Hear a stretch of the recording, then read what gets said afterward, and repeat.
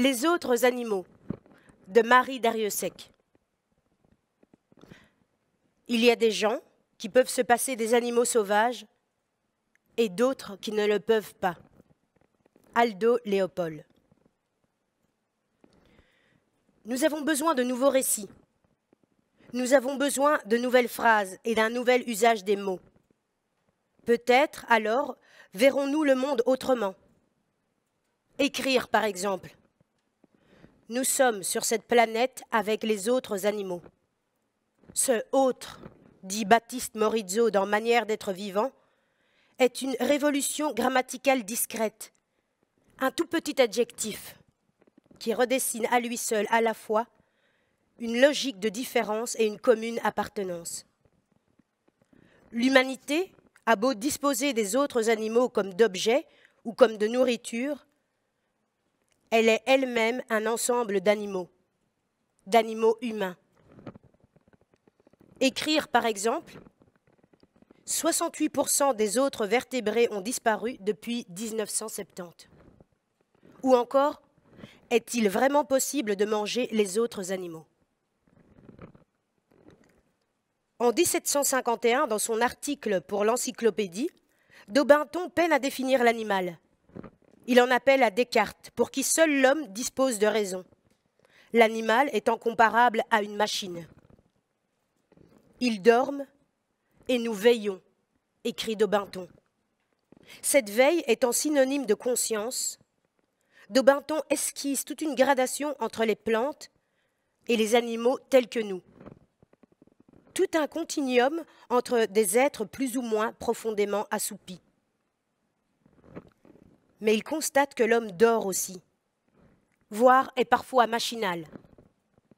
Daubenton, qui écrivait son article pour classer, le conclut fort perturbé par l'absence de frontières nettes entre l'homme et l'animal. Et puis, les autres animaux ont des yeux, d'autres yeux, des yeux ouverts, des yeux qui regardent. Les animaux assistent au monde, écrit Jean-Christophe Bailly dans le versant animal. Nous assistons au monde avec eux, en même temps qu'eux. Quand j'étais petite, j'étais étonnée que les chiens dialoguent si bien avec nous. Comment se fait-il, me demandai-je, qu'ils clignent des yeux et détournent le regard quand on les fixe avec trop d'insistance? Comment savent-ils que sont là nos yeux? Ils pourraient regarder, je ne sais pas, notre nez, notre menton, nos pieds. Or, ils savent où nous trouver. Et ces rencontres au détour du chemin, le lapin, le chevreuil, parfois le renard, yeux dans les yeux, un moment commun de saisissement, pas le même, pas symétrique peut-être, mais deux regards plongés l'un dans l'autre. Si nous tenons tant à être les veilleurs, c'est peut-être parce que nous sentons que nous ne sommes pas seuls. D'autres yeux regardent. D'autres mains se tendent. Si nous veillons, c'est que nous sommes troublés par ce sentiment confus. Ils sont là. Les animaux sauvages, les étoiles et les rêves ont un point commun. Ils existent. Et un autre point commun. Nous faisons tout pour les oublier. Les rêves existent en nous, les étoiles existent au-dessus de nous, les animaux existent à côté de nous. Mais on les oublie, parce que notre productivité baisserait si on prenait au sérieux la réalité des rêves, la réalité des étoiles et la réalité des animaux sauvages. Si on cessait de les refouler, les rêves, de les manger, les animaux, de les oublier, les étoiles, le fait que nous sommes debout sur une planète moyenne dans un immense univers qui roule sans nous. Ces trois domaines, la vie sauvage, l'inconscient, les astres, existent de la même façon, sans nous. En ce moment où j'écris, alors que le pinceau de la tour Eiffel glisse façon phare par-dessus le toit, un pangolin explore son pan de forêt, là-bas, dans un méandre du Congo. En ce moment même, au même moment, dans la simultanéité de cette planète de taille moyenne, le pangolin déploie sa propre zone, l'invente, la répertorie, l'arpente, la creuse, la sillonne, la voit, la sent. J'aime à penser qu'il la lit et l'écrit à sa manière, puis qu'il s'enroule dans son nid et rêve. Ailleurs, au large d'une île de Thaïlande, un dugong voit le jour se lever. Ses yeux regardent à travers l'eau. Et dans la cour de l'immeuble, tout près, une pipistrelle décrypte par son radar les zigzags d'une phalène. Le pangolin est l'animal le plus braconné au monde. Il partage avec le tigre et le rhinocéros le triste privilège de s'être vu accorder, par la part superstitieuse de la médecine chinoise, le pouvoir de redresser les pénis défaillants. Lui, ce sont ses écailles. 12 tonnes d'écailles de pangolin ont été saisies en 2017 sur un cargo chinois. 12 tonnes d'écailles. Combien de pangolins? Il reste en ce moment sur la Terre 1 millier de gorilles de montagne. La main de gorille est un trophée. On en fait des cendriers. 2000 cendriers. Je me souviens d'un nid de pangolins à Kompomaan, dans la forêt du sud du Cameroun, en 2013.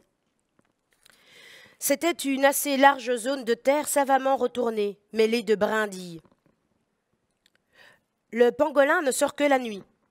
Il est difficile à voir, mais pas difficile à piéger, hélas. Le lendemain, au village, pendait un pangolin. Était-ce l'habitant du nid? Je ne sais pas. Accroché par la queue à l'auvent d'une case, proposé à la vente et prêt à rôtir, car dans ce village, c'était sa viande qu'on appréciait. J'étais si fascinée par ce pangolin entièrement déroulé comme du Chatterton à écailles et presque aussi grand que moi, que le chasseur Bagielli, on ne dit pas pygmée, c'est péjoratif, pensait que je voulais l'acheter. Ce ventre nu, lisse et luisant, ces énormes griffes, ce museau confiant et trahi. Les créateurs de Star Wars ont moins d'imagination que cette forme au travail des mammifères. En 2001, Henri Nlémé, représentant des Bagielli de la zone de Kompo, parlait ainsi. Savez-vous pourquoi il n'y a plus d'animaux dans la forêt? Si vous le savez, dites-le moi. Tout ce que je sais, moi, c'est que si les animaux s'enfuient de la forêt, c'est parce qu'il y a des gens qui coupent les arbres fruitiers dont ils dépendent pour se nourrir. Auparavant, il n'y avait qu'une seule route menant à Kompo. Même moi, je ne pouvais pas aller à Kompo. Il n'y avait que des forêts. Il y avait toutes sortes d'animaux, des éléphants, des gorilles et tant d'autres espèces. Maintenant que l'on a commencé à exploiter la forêt, tous les arbres ont été détruits. Il y a beaucoup de bruit. Il y en a qui chassent avec des armes à feu. Et les animaux ont disparu. Maintenant, ce n'est plus qu'un territoire désert. Ce sont ceux qui ont utilisé des fusils qui ont tué le plus d'animaux. Nous ne nous servons que de filets, de chiens et de saguets. Niabizan est le seul endroit où l'on trouve encore des animaux. Sur l'autre rive d'une Thème, on nous empêche de chasser. Si l'on est obligé de chasser autour des habitations, qu'est-ce qu'on peut attraper? Je ne comprends pas pourquoi on nous dit d'arrêter de chasser. Comment est-ce qu'on va faire pour survivre? Pendant un temps, on a cru que le coronavirus avait atteint l'homme par le biais du pangolin. La vengeance du pangolin, involontaire et glaçante. Un pangolin aurait été mis en contact avec une chauve-souris sur les étals d'animaux d'un marché de Wuhan où il n'y avait rien à faire.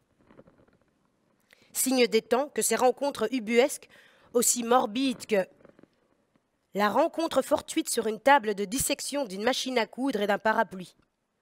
Ainsi parlait Lautréamont, grand détecteur de catastrophes. Des transmissions s'opèrent d'animal mort en animal mort, dans une sorte de créativité barbare. La pandémie a convoqué avec elle les animaux sauvages jusque dans nos confinements. Nos trafics créent des monstres. Nos coupes de forêt les débusquent. Nos rêves engendrent des cauchemars. Le sommeil de notre raison nous tuera. Quant à l'existence réelle des rêves, réelle mais autrement, c'est en écoutant les chamans du peuple Runa d'Amazonie qu'Eduardo Kohn, penseur des forêts, comprend que les rêves ne sont pas des commentaires sur le monde. Ils ont lieu au sein de celui-ci. La rencontre nocturne, onirique, du chasseur avec l'animal domestique prépare la rencontre diurne avec l'animal sauvage. Entre le cochon du rêve et le pécari de la forêt, le passage est métaphorique. Un animal est mis à la place d'un autre par contiguïté et par association de mots. Il n'y a pas loin de l'interprétation des rêves par les Runa et par Freud. Les chamans empruntent certes des chemins plus forestiers que les rues de Vienne. Les Runa interprètent aussi les rêves des animaux. Les rêves de leurs chiens, en particulier, sont pris au sérieux. Il existe un langage transespèce chez les Runa et les rêves reflètent l'idée répandue en Amazonie selon laquelle les socialités humaines et non humaines sont dans la continuité l'une de l'autre. Or, cette continuité n'est pas le monopole des Runa ou des Baguéli, ces peuples que nous considérons facilement comme autres. Tout notre Occident est nourri de la fluidité entre les animaux et nous. Mais nous avons laissé ce savoir en les minorant à nos poètes. Allez voir chez Lautréamont, sans parler d'Homère ou Ovide, les métamorphoses et les sauts dans les corps que nous autorisent les animaux quand on les prend au sérieux. Gérard de Nerval. Les aïeux prenaient la forme de certains animaux pour nous visiter sur la terre, et ils assistaient ainsi, muets observateurs, aux phases de notre existence. Et les livres que nous lisons à nos enfants sont pleins d'ours, de tigres et de lions. Nos enfants s'endorment en pensant aux autres animaux. Nous les élevons avec et contre les animaux. Comme si l'urgence, à leur naissance, était de leur signifier que nous sommes différents. Différents et supérieurs. Nous accordons pensée et parole aux autres animaux, mais en les affublant de notre humanité. Nous en faisons des monstres ou des peluches. Et nous cachons le plus longtemps possible à nos enfants que leurs compagnons du coucher sont en voie de disparition. L'absence à venir des tigres et des ours blancs, le massacre des éléphants et des abeilles, mais aussi des bourdons et des vers de terre et de tous ceux qui ne sont ni dans les contes, ni dans notre héraldique, ni dans le viseur direct de notre rapacité. En voie de disparition est une expression fallacieuse héritée des années 80. Il faut parler, comme Derrida dans son dernier séminaire, de guerre totale aux animaux. La guerre est là. La guerre aux animaux, la guerre aux tuables. Car la différence ne passe pas tant entre nous et les autres animaux qu'entre le tuable et le non tuable, selon la ligne de partage détectée par Donna Haraway dans son manifeste cyborg. Cette guerre a produit une telle masse de cadavres qu'il ne reste plus désormais que 4000 tigres à l'état sauvage et 5000 dans les eaux. 20 000 lions à l'état sauvage, dont la majeure partie dans des parcs. Le poulet est l'oiseau le plus répandu sur la planète. Le cochon est aimable autant que le chien. Le poulpe sait se servir d'outils. Les poissons ressentent la douleur. Mais il ne s'agit pas que des autres animaux. Il s'agit de nous tous, de notre avenir global d'animaux sur cette planète. Et il faut beaucoup aimer la chapelle Sixtine, et la pyramide de Khéops, et le son de Coltrane, et le trait de Chitao, et toute la littérature pour continuer d'aimer les hommes. Qu'est-ce qui nous manquera quand le dernier orang-outan sera mort? Une façon d'être, un certain rapport aux arbres, au sol, au ciel, des mains singulières, une autre gestuelle, un autre contact, un rire aussi, pas du tout le propre de l'homme, mais une réaction normale chez un primate. Un regard. Ce qui nous manquera aussi, c'est leur invitation à nous demander qui ils sont, donc à nous demander qui nous sommes. Ce mouvement vers eux nous grandit. De l'espace se crée en nous. Leur présence nous augmente. Leur disparition nous diminue. Et notre angoisse monte à mesure que le désert croît. Le dernier tigre de Tasmanie est mort aux eaux de Hobart en 1936. Il n'avait de tigre que les rayures. C'était un mammifère marsupial qui ressemblait à un chien, trapu, grosse mâchoire, un peu bas des reins. La Tasmanie, superbe île du bout du monde, dont le tigre et son cousin le diable portent le nom, fut aussi la terre d'un génocide complet. Il ne reste aucun survivant des aborigènes tasmaniens. Les rayures du tigre sont des ombres portées. Du thylacine, son nom savant, nous avons quelques photos et un film de 30 secondes. Les images en noir et blanc lui donnent une allure légèrement saccadée, comme dans les temps modernes. Le film est muet. Cris, appels, glapissements. Nous n'entendrons jamais sa voix. Sa partition est perdue. Le dernier tigre de Tasmanie tournait en rond comme tout animal en cage, tournait sur lui-même pour tous les animaux tués. Il se tient grelottant dans notre mémoire pour ceux dont nous ignorons jusqu'à l'absence. Ce sentiment pesant et diffus à la fois, c'est le cœur lourd dont parle Élisabeth de Fontenay dans Le silence des bêtes. C'est le deuil d'une autre espèce dont parle Aldo Léopold. C'est un énorme regret pour chaque animal mort, une sorte de deuil qui ne se termine jamais. Chez la narratrice de Sur les ossements des morts, d'Olga Tokarczuk, le prix Nobel de la littérature polonaise. C'est un deuil phénoménal. Quelque chose en nous est mort de ne pas l'avoir rencontré. Et c'est un deuil qui fut longtemps minimisé et moqué. Défendre la cause des baleines à l'école normale supérieure au début des années 90, il ne fallait pas avoir peur du ridicule. Accorder l'importance aux petits oiseaux, fallait se lever tôt. Les relations humaines passaient avant tout, les relations entre humains. Ce qu'on appelle l'économie, la culture, la politique, la justice, l'égalité, la liberté, la fraternité. Quant à protester contre l'ingestion des autres animaux, nous étions épars et mal entendus. Nous ne parvenions pas à faire entendre que le souci de l'humain n'empêchait pas le souci du non-humain, et que la destruction programmée des animaux sauvages nous concernait aussi en tant qu'espèce. Nous manquions d'outils conceptuels et prêtions le flanc aux accusations de sentimentalisme et d'anthropomorphisme. Or, les massacres d'humains sont autorisés par les massacres d'animaux. Pour rendre tuables les humains, il suffit de les animaliser. Pour les esclavagiser aussi. Le stéréotype animal est idéologiquement très efficace pour déplacer la frontière entre le tuable et le non tuable, ainsi que la frontière entre le libre et le non libre. Les grands textes d'Isaac B. Singer sur l'animal ne sont toujours pas traduits en France, ou très partiellement.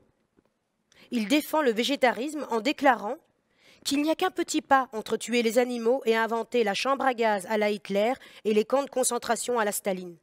Et que, pour ce qui concerne les animaux, tous les humains sont des nazis et que pour eux, c'est un éternel Treblinka. Dans les années 80 ou 90, et même après, ce discours était généralement inaudible, et pas seulement en France. Dans Le silence des bêtes, Élisabeth de Fontenay osa la première comparer avec prudence ce qui relevait de l'incomparable dans notre cartésien pays, la souffrance humaine et la souffrance animale, l'abattoir humain et l'abattoir animal. Depuis, il y a eu, entre autres, les nécessaires vidéochocs de L214. Mais c'est comme si, pour nous faire prendre conscience de notre communauté animale, il fallait faire une très grande violence à la pensée humaine, cette pensée que nous mettons au-dessus de toutes les autres. Pourtant, à force d'amputer nos vies d'autres vies, à force d'ôter des façons à la gestuelle du vivant et des variétés à son intelligence, nous serons bientôt privés du monde. Il n'y a pas que le célèbre dodo, si ridiculisé, qui est disparu par l'action humaine. À notre alphabet d'animaux, il manque aussi, depuis 2006, le dauphin du Yangtze. Le wallaby de Grey, un petit kangourou bicolore, a été chassé jusqu'au dernier dans les années 30. L'oiseau huîtrier des Canaries a subi le même sort dans les années 40. Le phoque des Caraïbes fut terminé dans les années 50. Le grizzly mexicain, années 60. Adios. Le boa de l'île Maurice, années 70. Fini. Manqueront bientôt la baleine de Biscaye, le cerf-cochon d'Indonésie, le gavial du Gange, le guépard du Sahara, le léopard de l'amour, le loup rouge de Californie, le singe muriqui du nord amazonien, l'okapi de l'Iturie, la tortue imbriquée, et encore d'autres formes vivantes et uniques. Et le bestiaire de nos livres se réduit, et la bande-son de nos nuits s'amincit, et nous ne savons plus, hagards, ce qui nous manque.